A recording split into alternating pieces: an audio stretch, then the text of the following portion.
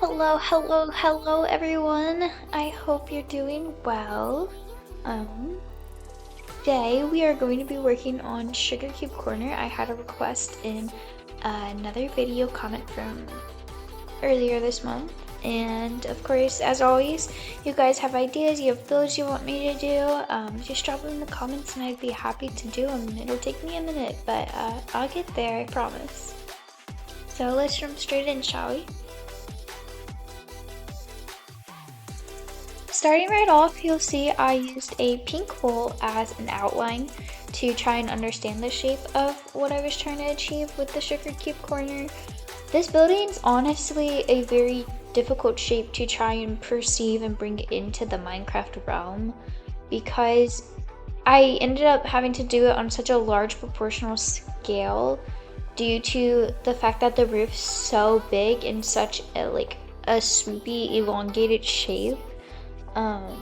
Just that way I could get the details that I needed into it, along with a bunch of other little factors that'll go into it in the end when you see. But for me, I normally don't like to start with an outline. I do that for if I'm doing a tutorial for people. But for me, I typically just kind of go with the flow. But I was like, you know what? Today we're gonna try something different because I was struggling to perceive how to actually start building this.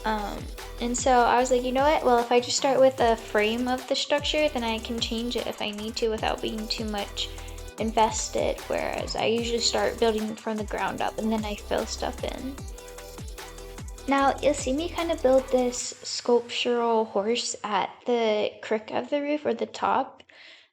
This was honestly the hardest part of the build, I'm pretty sure, because I don't normally sculpt anything on in terms of animals or people, which now that I'm thinking about it, I probably should. That'd be interesting to try and improve and explore that a bit. But I really struggled with it. So if you're trying to do it, here's my advice from my 45-minute session of trying to get that horse to look right. Pretty much what you're gonna do is you're gonna start with your big blocks first and you're gonna fill out a general shape. So I filled out kind of where the arms and legs of the horse go and where the head and how far out it's protruding from the roof. Then you're gonna go where any place it looks awkward to have a full block or where there should be a curvature, and you're gonna take a stair and you're gonna replace that block with the staircase block. This is gonna add a bit more texture, and once you kind of have a good flow of that, you can then go in and add slabs to also help transition any blocks that don't feel right with a stair, but definitely don't need a full block there, and that'll help smooth it out even more. Then, to help continue that motion of detail, grab a pillar, similar color palette, but it can be a different texture because that creates more visual diversity and visual depth in terms when you're looking at it from far away. And you're gonna kind of place it in places maybe that you need a shelf or you need something to give some vertical depth, but you need a thinner block.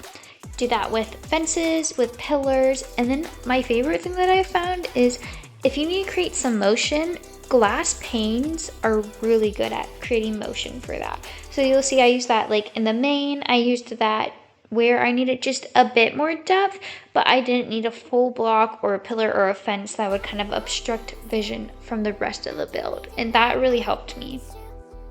When I had to approach the walls that you're seeing right here, I was a little bit stumped. I was kind of concerned on how to make it not look just like I filled in a bunch of framing with sandstone and some windows.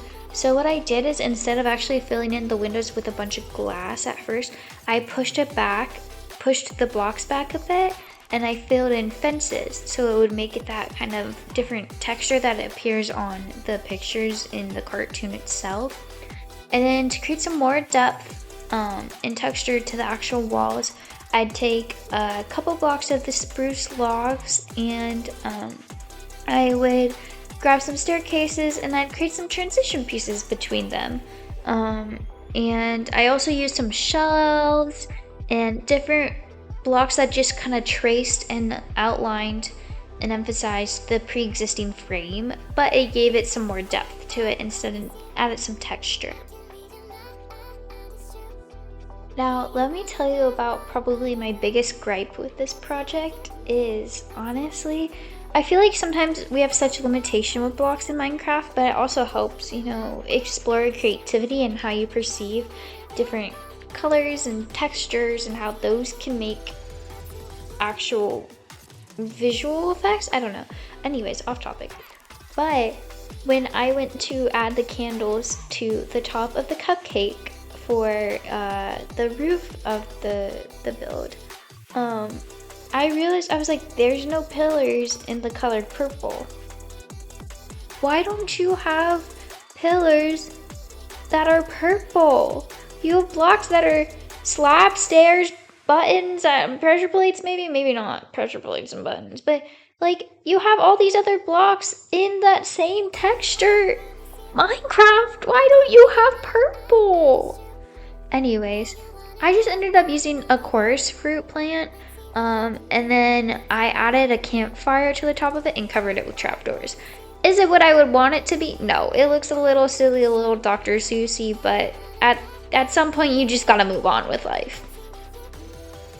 Now, what I think is the absolute hero of this project is the snow block, or the snow block, that's what it is. And basically all I did was I used that thing all around the entire build to create the frosting effect that Sugar Cube Corner has on its roof. I initially thought I could use quartz and just the slabs and whatnot, but I didn't want it to be like super shiny because frosting's not necessarily shiny, it's more whipped. And so I messed around with the snow block a little bit, and I realized I could do a bunch of different levels to the snow block to build up texture that frosting would have. Suppose the final major challenge that I had to overcome for this project was the gingerbread-esque roof texture. So as you can see, I'll put a picture on the screen. With the roof of Sugar Cube Corner, it's that of a gingerbread house. Well, I didn't want to have to try and make little loops all throughout the, you know, like the swoop down of a gingerbread roof tile.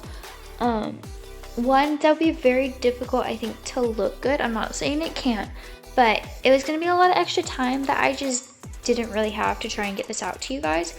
So instead, I decided to make little texture splotches. So I grabbed the spruce blocks that we've used before. I grabbed the wood, the planks in terms of like staircases. I grabbed, I think, the spruce trap doors. I grabbed shelves. The shelves were very nice to use. And I basically just created vertical and I just kind of covered the roof in it. So what I did is if it was a vertical block that I had to bring that color splash down, I'd use either a trap door or I would use, you know, the shelf. And I kind of just filled in and tried to keep it as flat as possible, but still keeping some semblance of texture. And that really actually, I think it ended up looking pretty good in the end. Well, guys, if you made it to the end, I'm very, very appreciative. And I hope you guys enjoyed. Let me know what else you'd like me to do. If you have any questions, drop them in the comments. I'd be happy to answer them and help you out as much as I can. As always, be good people, do great things, and I'll see you in the next one. Bye bye.